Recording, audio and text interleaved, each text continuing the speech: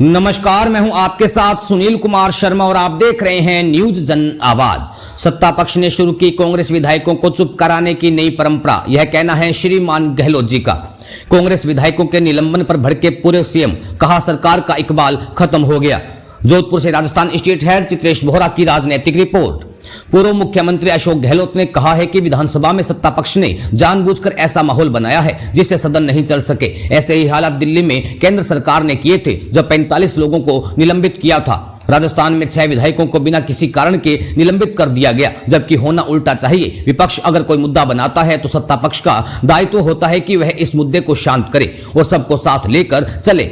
सदन की कार्यवाही पूरी करने की जिम्मेदारी सत्ता पक्ष की होती है। शनिवार को जोधपुर आए अशोक गहलोत ने एयरपोर्ट पर मीडिया से बात करते हुए प्रदेश सरकार पर आरोप लगाया कि उनके समय में शुरू की गई जनहित की योजनाओं को सरकार ने बंद कर दिया। उन्होंने कहा कि दिल्ली के बाद राजस्थान में भी विधायकों को चुप कराने की यह नई परंपरा शुरू हुई है। अगर विपक्ष में किसी प्रकार का गुस्सा है तो सत्ता पक्ष को उस गुस्से को शांत करने का प्रयास करना चाहिए, जिससे सदन चलता रहे। इसकी पूरी जिम्मेदारी सत्ता पक्ष की होती है। बजट पर अच्छी बहस हो, जनता के मुद्दे उठे, यही कायदा होता है। उन्होंने आरोप लगाया कि भाजपा सरकार ने अब तक कोई काम नहीं किया है, इसलिए गांव-गांव में अब पिछली कांग्रेस सरकार की चर्चा हो रही है। सत्ता पक्ष का ध्यान भटकाने के लिए कांग्रेस विधायकों का निलंबन कर रही है। गहलोत ने कहा कि सत्ता पक्ष को चाहिए कि इस गतिरोध को तोड़े। जिन विधायकों को निलंबित किया है उनका निलंबन वापस लें और सदन की कार्रवाई सुचारू रूप से चलाएं। गहलोत ने दलितों के साथ प्रदेश में हो रही घटनाओं पर चिंता व्यक्त करते हुए कहा कि सरकार और पुलिस दोनों का इकबाल खत्म हो गया है, जबकि पुलिस का इकबाल बुलंद होना चाहिए। सवाल जवाब के दौरान गहलोत सब इंस्पेक्टर भर्ती परीक्षा सरकार की ओर से निरस्त नहीं करने के सवाल पर जवाब देने से बचते रहे। उन्होंने कहा कि चुनाव के दौरान केंद्र सरकार ने पेपर लीक का मुद्दा बनाया था, जिसके चलते हमारी सरकार चली गई। उन्होंने कहा कि दलितों को घोड़ी से उतार कर रोका जा रहा है, फिर बाद में सबको खड़े होकर शादी करवानी पड़ रही है, जो दर्शाता है कि सरकार और पुलिस का इकबाल कमजोर हो गया है। जोधपुर सहित प्रदेश में बच्चियों के साथ दुष्कर्म के मामले बढ़ रहे हैं। ऐसा पहले नहीं होता था। जनता के अंदर भी भय खत्म हो रहा है। बजट में जोधपुर नहीं, हमारी घोषणाओं का जायजा लूंगा। बजट में जोधपुर को प्राथमिकता नहीं मिलने के सवाल पर गहलोत ने कहा कि अब जोधपुर का नाम बजट मैनेजर में नहीं आएगा। जो घोषणाएं उन्होंने जोधपुर के लिए कर रखी हैं, उनका जायजा लेने के लिए वो लगातार जोधपुर आएंगे। बड़े बड़े संस्थान बने हैं, उनका काम कितना चल रहा है, इन सबको देखेंगे। प्रयास करके सरकार से यह काम पूरे करवाएंगे। ऐसा भर्ती निरस्त करने पर बोलने से बचे।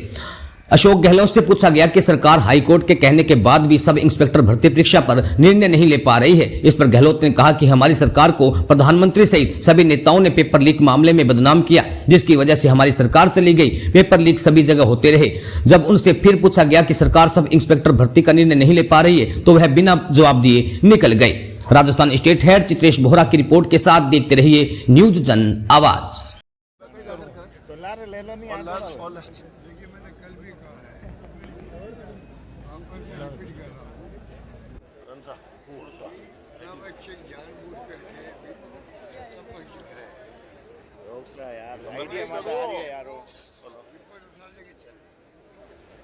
माहौल बनाए रखे हमेशा।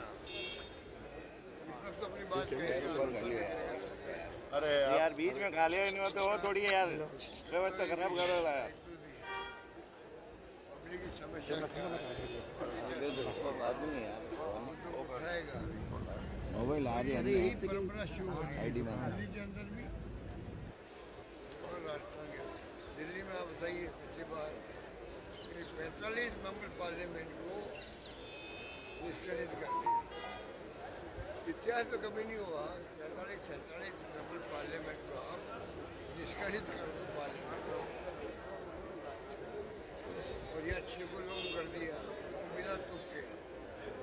ये जो तरीका अपनाया इन्होंने प्रोवोक करने का विपक्ष को, उल्टा होना चाहिए।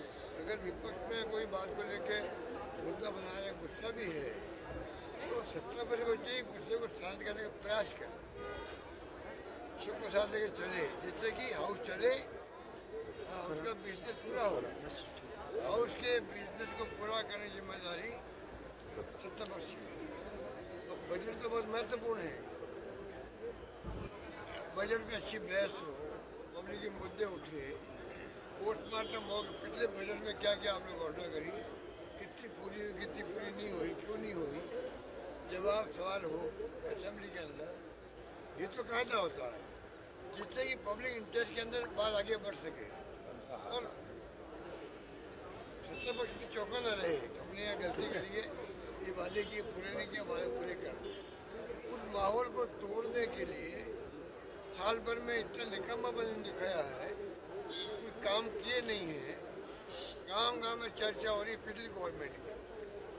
पिछली गवर्नमेंट शिक्षा की स्कीमें थी, स्वास्थ्य की स्कीमें थी, पानी की योजनाएं थी, बिजली की योजनाएं थी, सड़कें थी, क्या नहीं था। कॉलेज, तहसील, जिले बना लिए, सब कुछ कर दिया।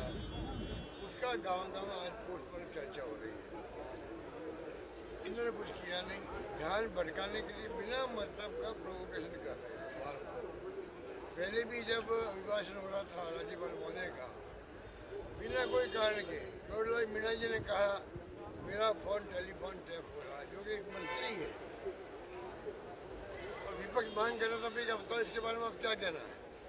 खड़े होकर सिर्फ इतना कहना था कोई टेलीफोन टैप नहीं हो रहा।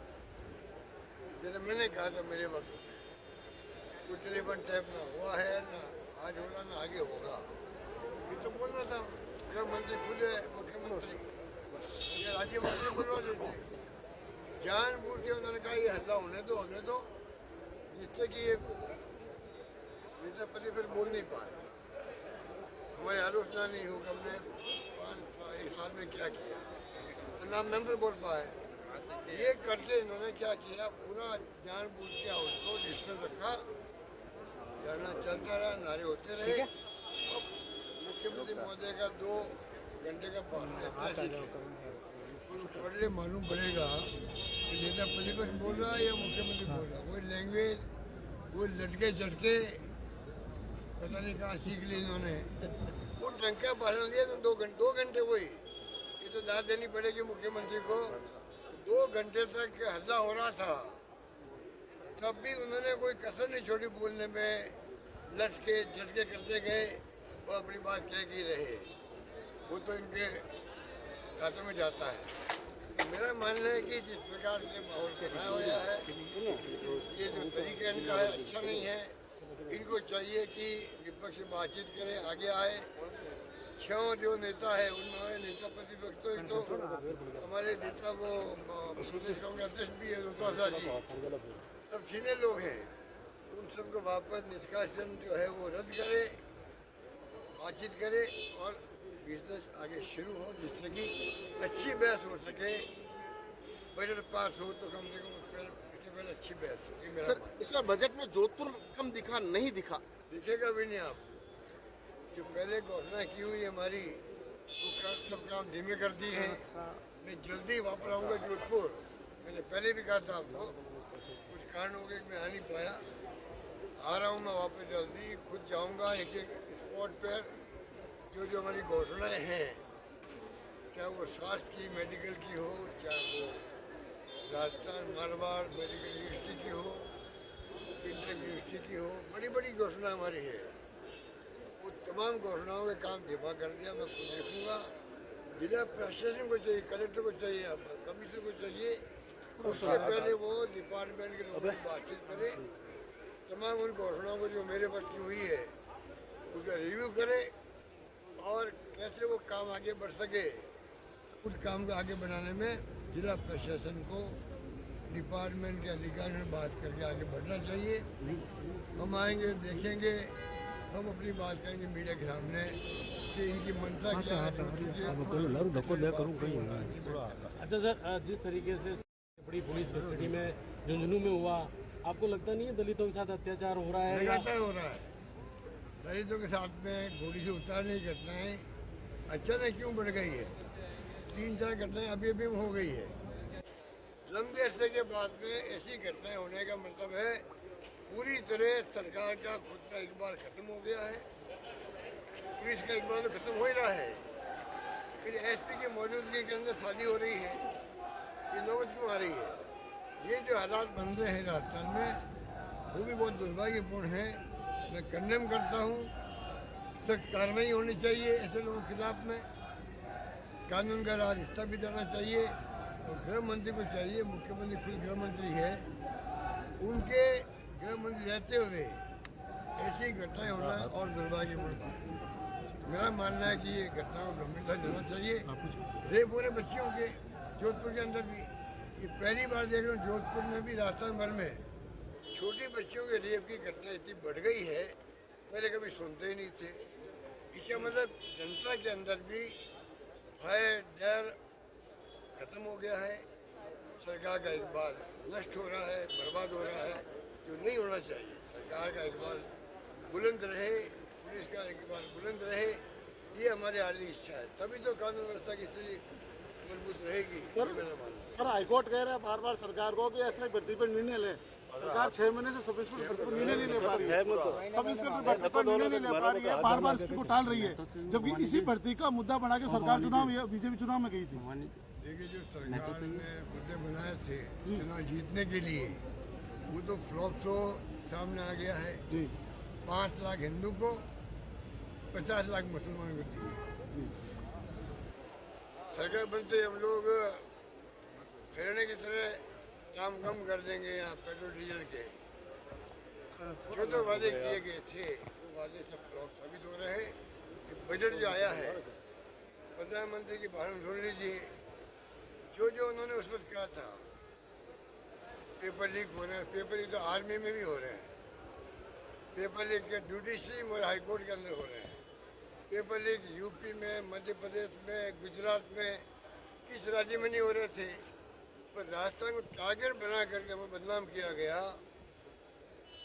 जबकि हमने बहुत व्यवस्था करी बच्चों के लिए भी, उनके ठहरने की, उनके खाने पीने की, कोई तकलीफ नहीं पाए बच्चे।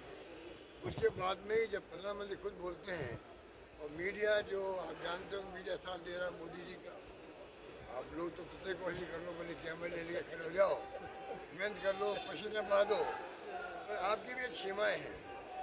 बाकी तो आप जानते हो क्या हो रहा है देश के अंदर, दिखाता नहीं मीडिया। पूरे चुनाव में हमारे खिलाफ अभियान चला दिया मीडिया ने, नतीजा ये रहा, हमारी सरकार चली गई। अब जाके लोग पश्चाताप कर रहे हैं, ये मैं महसूस कर रहा हूँ। वो भर्ती निरस्त नहीं कर पा रही सरकार से।